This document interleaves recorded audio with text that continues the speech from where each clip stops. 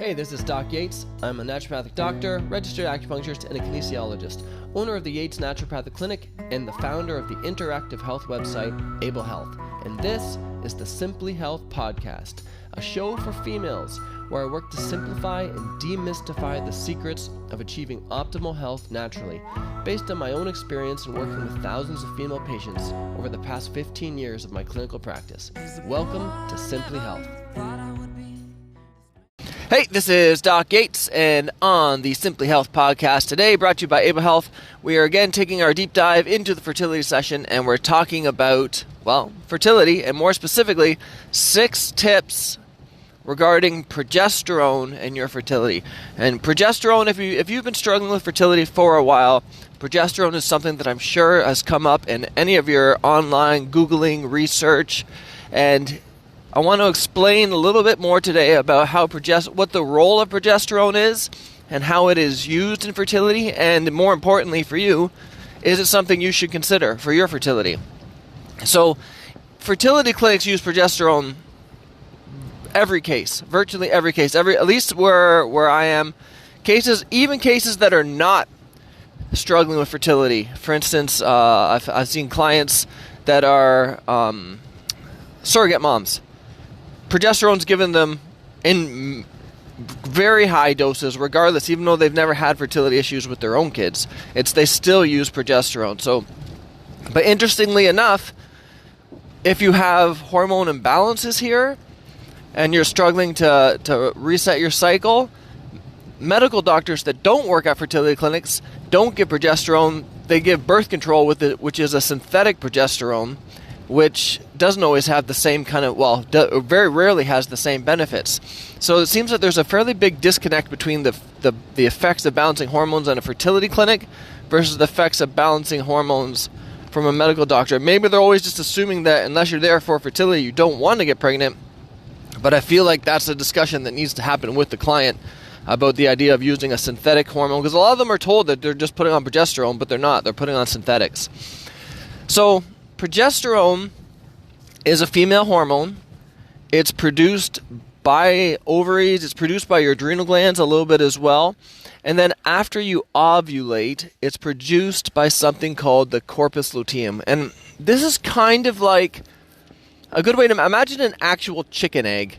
Okay, and this chicken egg is in your ovary. And when it's released, it's not releasing the whole egg. It's just releasing the yolk out. So the shell breaks open, the yolk and everything comes out, and it's flowing down to the uterus.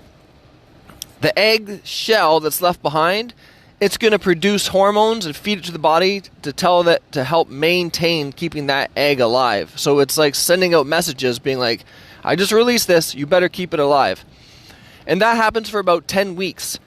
And after 10 weeks, assuming that there was, that you got pregnant, after 10 weeks of that, the placenta that develops around the embryo, that will take over and start producing even higher levels of progesterone. So you have to be able to, your ovaries have to be able to produce progesterone, your adrenals have to produce progesterone, the corpus luteum has to produce progesterone, and then it has to be able to make this transition over to the placenta to produce progesterone, all in increasing amounts the whole time. So it's this constant kind of upgrade of progesterone. So a lot of the times, either this upgrade is not happening, the transfer is not happening. These are also common times where either the fertility is not happening, or miscarriages are happening. So low progesterone is a very common cause of miscarriages. So it plays a role for all the above. So we need to address this. So the big question is, who is eligible or who should be considering using progesterone to improve the fertility? Symptoms, so you want to think about from a symptom standpoint too. So number 1, if you get spotting during your cycle or leading up to your period, that is a classic sign, like a textbook sign of low progesterone. And if you're trying to get pregnant or having difficulty getting pregnant, you should definitely consider the use of progesterone. Number 2, if you have a history of miscarriages, you should be considering progesterone. And again, this is really one of those situations where, because we're only ever suggesting low doses, that you're going to use during the second half of your cycle. So we're going to basically emulate what your body does with progesterone in terms of ramping it up. Using it, even if you've just had one miscarriage, and this is my opinion, this is an opinion piece, but even if you've only just had one miscarriage and you've been struggling with fertility, I would suggest the use of progesterone during the second half of your cycle, and then if you get pregnant, maintaining it during the first 1 to 2 trimesters. Number 3, do you have low progesterone on testing? The big thing with this is that if you have a really irregular cycle, it's hard to know when to test. And if you have a very regular cycle, unless you've done several tests and then done them in the past, the levels of progesterone, it's a huge range. So it's an absolutely huge range. So you can only know relative to what you were before. And if it's just the first test, it doesn't really tell you, is this a good level for me? Is it not? And then generally speaking, if you have a regular cycle, you want to test around the time when progesterone should be peaking and maintaining in the second half of your cycle, typically day 22 to 24. So again, there's a lot of times I've seen people, their doctor will send them for a progesterone test, but they don't even tell them what day to go on. If you just go on a random day, when progesterone say lower in the first half of the cycle or right at ovulation or any of these things, you need to know where the person is on their cycle and what is their cycle typically like. So low progesterone testing, if that comes back and you confirm the day and everything, then definitely that's an indication too. But don't forget, the testing does not always trump the symptoms, okay? If you have irregular cycles or short cycles, that is another classic symptom of low progesterone. Point number 5, so PMS symptoms, where you get a lot of irritability, or anxiety, or sleep disturbances. These are all things that I have seen that line up with low progesterone. So PMS is premenstrual syndrome, which means it's right before your period. And this is the time, if progesterone is dropping too low or too early, you will see these symptoms, because progesterone improves your sleep, it reduces anxiety and has calming. And if you're getting all the exact opposite effects of this, which is irritability, anxiety, or sleep disturbances, it's because your progesterone is going too low too fast. The other thing, too, is age. We wait a lot longer to have kids than we used to because of more schooling, careers. So if you are struggling with fertility and you're over 30, consider progesterone, because progesterone starts dropping. Like, your levels will start decreasing at age 30. So you don't even know where you started. Most people don't know where they started, because it's not like you're testing your progesterone every year from the time you were, say, 23.